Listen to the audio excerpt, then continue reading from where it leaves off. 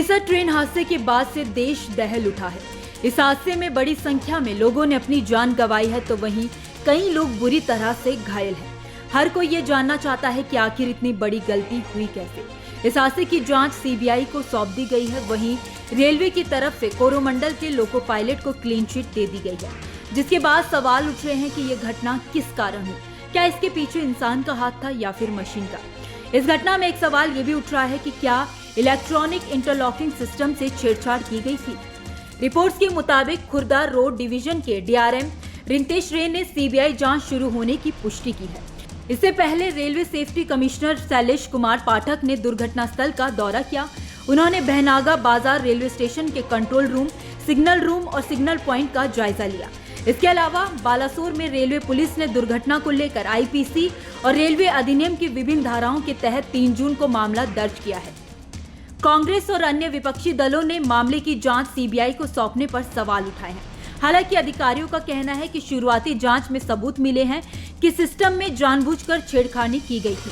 इसके बाद पेशेवर एजेंसी द्वारा जांच का फैसला किया गया है। रेलवे अधिकारियों ने पहले भी पटरी में तोड़फोड़ और इलेक्ट्रॉनिक इंटरलॉकिंग सिस्टम में छेड़छाड़ की आशंका जताई। शुरुआती जांच के बाद ओडिशा हादसे के पीछे सिग्नल इंटरफेरेंस को हादसे की वजह माना जा रहा है। ऐसे में रेलवे ने सभी जोनल मुख्यालयों को station relay room, compound housing, signalling उपकरण की सुरक्षा के लिए कई दिशा निर्देश जारी किए हैं और एक सुरक्षा अभियान भी शुरू किया है, जिसमें डबल लॉकिंग व्यवस्था शामिल है। इस दौरान ये भी सवाल उठ रहे हैं कि आखिर क्यों सीबीआई जांच की जरूरत पड़ रही है। तो इसे लेकर एक रेलवे अधिकारी ने बताया है कि प्रारंभिक जांच के दौरान हमें एहसास हुआ है कि इस मामले में अधिक गहन जांच की आवश्यकता है। साथ ही कहा कि शुरुआती जांच के दौरान काफी जानकारियां निकलकर सामने आई है। ऐसे में एक पेशेवर जांच एजेंसी की जरूरत है। वहीं ये भी कहा गया है कि सिस्टम में जानबूझकर छेड़छाड़ के बिना ये संभव नहीं है कि ट्रेन के लिए निर्धारित मार्ग को मुख्य लाइन से लूप लाइन में बदल दिया जाए। रिपोर्ट्स के मुताबिक 2 जून की शाम जब यह हादसा हुआ, उस वक्त स्टेशन के दोनों लूप लाइन पर 2 मालगाड़ी खड़ी थी। हावड़ा से आने वाले कोरोमंडल एक्सप्रेस के ड्राइवर को ग्रीन सिग्नल मिल चुका था। इसका मतलब ये हुआ कि उसे मेन लाइन पर सीधे जाना था, लेकिन कोरोमंडल अचानक लूप लाइन पर पहुंच गई, जहां पहले से ही मालगाड़ी खड़ी थी जिसमें लोहे रखे हुए थे। रेलवे बोर्ड के मुताबिक कोरोमंडल के ड्राइवर की कोई गलती नहीं थी। हादसे के बाद बेहोश होने से पहले कोरोमंडल के ड्राइवर ने जो आखिरी लाइन कही थी वो यही थी कि सिग्नल ग्रीन था।